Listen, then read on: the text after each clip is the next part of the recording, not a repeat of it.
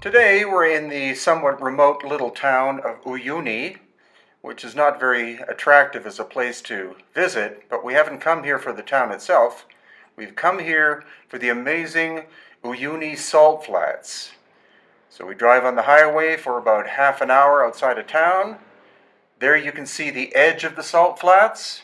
We're at an elevation of approximately 13,000 feet. And now the four-wheel drive is starting to move towards the salt flats. As you can see, the terrain is changing. We've gone from sand to a mix of sand and salt, and now more salt with some very crude vegetation. And now we're actually heading for the salt flat itself. This road is made of salt. So again, the terrain is changing. More and more salt is showing up. And we're getting to the actual salt flats themselves. It's the largest salt flat on planet Earth. And it's the result of the fact that Lake Titicaca used to be 10 times the size it is now, and all the salt shifted down to the southern end because the Altiplano tilted from the north to the south thousands of years ago. And here we see some little pools, bubbling cold salt water, actually almost freezingly cold salt water. And again, you can see the bubbling action. Okay, now we're actually on the salt flats itself. The darkness of the surface underneath the vehicle is the result of so many cars traveling across it.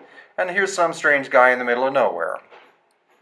As I said, the salt flat is the largest in the world and was created because Lake Titicaca was once part of the Pacific Ocean, was raised up to an altitude of 13,000 feet.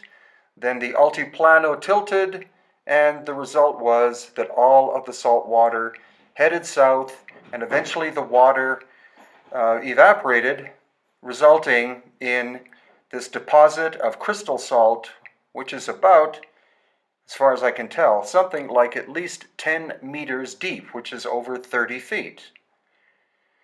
This shows you the remoteness of the location. Mountains in the background, and also the fascinating hexagonal shape of the encrusted salt. In some cases you can see beyond the horizon, or at least at the horizon, the extent of this huge salt flat. So after walking around on the surface, it's time to get back in and start moving. So the mountains that you see are volcanoes. So this shows you an absolutely fascinating landscape of volcanic activity, plate tectonics, the Altiplano tilting, massive amounts of water shifting and then evaporating. This is one of a two-part video I'm making, so stay tuned to part 2 in another video. And now we're approaching an island, a volcanic island called Inca Wasi, which means the house of the Inca. As we get out of the car, you see structures that were made over the course of the last 30 years by one Bolivian individual. This is his home, and now also has a museum and thousands upon thousands of cactus.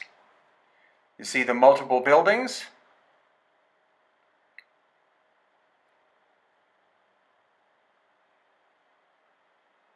And now, after checking out the sign and description, we make our assault and ascent. It's a mildly tortuous climb, but not too difficult. It's about a 25-minute walk up on top of parts of the island, giving amazing views eventually of the salt flats and past thousands upon thousands of cactus. It's amazing that anything could live in this area because Usually there are only 3 to 4 months of rainfall, but some spectacular views are allowed from different elevations. And as we continue walking, once again, of course, you see many different cactus, at least 2 or 3 species of them. But the main thing is the vastness of the salt flats of Uyuni. It will be part of upcoming Hidden Inca tours, probably in 2018 or possibly 2019, as extensions of major tours. Though it is remote, this area is only a 1-hour flight from La Paz, Bolivia, and La Paz is only a 1-hour flight from our central location of Cusco.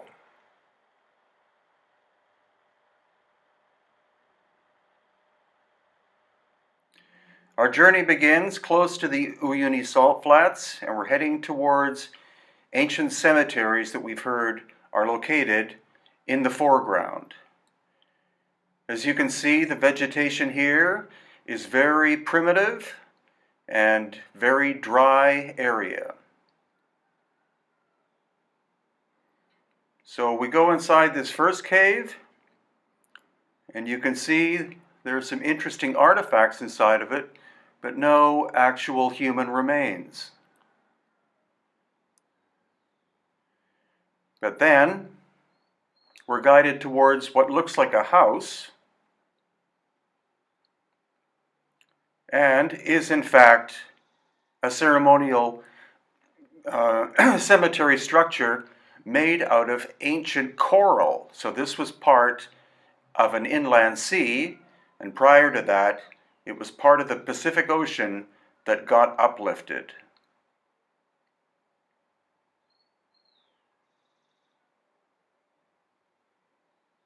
And here are ancient human remains.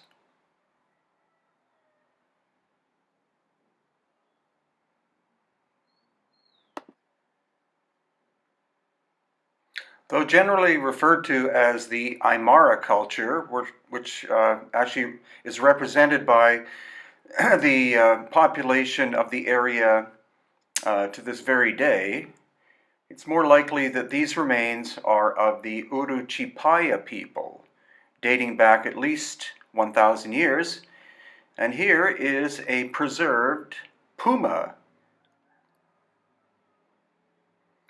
So as we leave this cemetery, and again you see these amazing coral formations, we're about to head back out onto the flat areas and head towards the actual Uyuni salt flats. Uyuni being an Aymara word meaning pen of some kind. Not pen as in writing pen, but pen as in a penned-in area. That may be a mistranslation. So here we are on the largest salt flats on the planet, and our destination is right ahead of us. You see the hexagonal shapes in the salt surface, and this is an area where they're actually processing the salt. They build walls and even houses out of this salt material. The Uyuni salt flats are also where we find at least 50% of the world's lithium deposit, and the Bolivian government is beginning to exploit this in order to make batteries in the future. The Chinese wanted to do the actual work here, but the Bolivian government said, thanks very much, I think we can do this ourselves. You are now getting your first glimpse at Cerro Tupa, or Volcan Tupa, which in the Aymara language means the mountain of the creator, or the mountain of creation.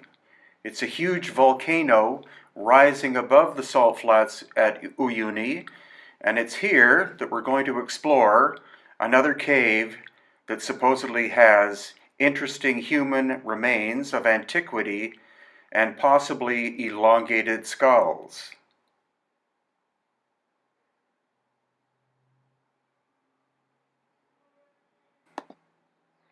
So here we are on a very rough dirt road in a four-wheel drive, heading up along or onto the flank of Cerro Tupa. And these walls date back at least to Inca times, if not older. And now you see the great Uyuni salt flat in the background. So the sign is pointing to Tupa's Mummies, which means ceremonial towers and or caves containing mummies, at least 1,000 years old, possibly of the Aymara culture or Aymara ancestors, or maybe the Uruchipaya people.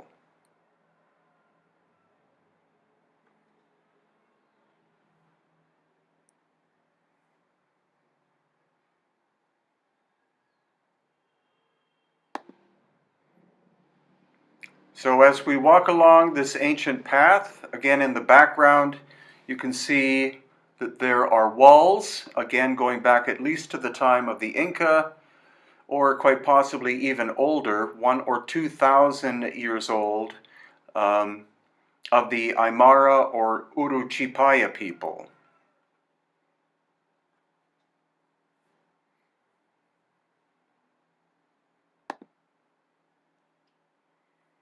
And this is the entrance to the tomb. You have to bend over in order to be able to get inside here. And that is the caretaker there. And of course there is Irene.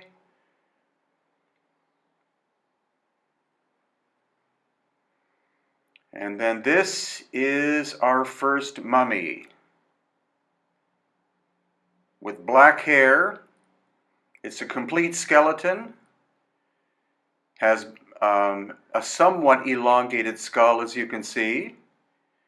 Nothing in comparison to the ancient Paracas people of the coast of Peru, but still an example of cranial deformation dating back at least 1,000, if not 2,000 years. This gate or this cave has to be locked at night because people for decades have been stealing these skeletons and probably selling them on the black market to people outside of the country. Again, here you can see that it is in fact an elongated skull with black hair. And here we have another complete mummy.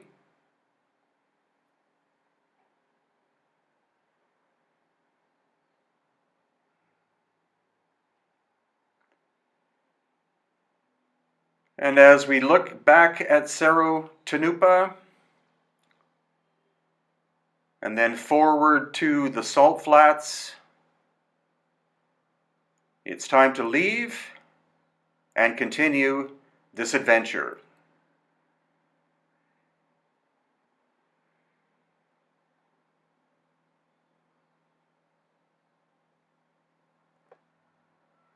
We're now at another village, located a few miles away from the cave we were just at. So we're entering through this quite modern enclosure, and we've been told that there is a mummy or two inside of a small cave in this immediate area. The man that runs this operation is an old Aymara man who has been collecting different stones that appear to be looking like different animals and birds, what are called simulacras. They're not carvings themselves, they are simply natural formations. And this is our first glimpse inside of the little cave. There you see a full mummy in the background, a somewhat elongated skull to the right or left side, and then here is another mummy with cranial deformation located in the other corner. And this gives you a better view of the skeleton and the elongated skull. So that's more or less it for today. Again, we're walking back through this rock garden of natural shapes of stone that appear to look like different animals.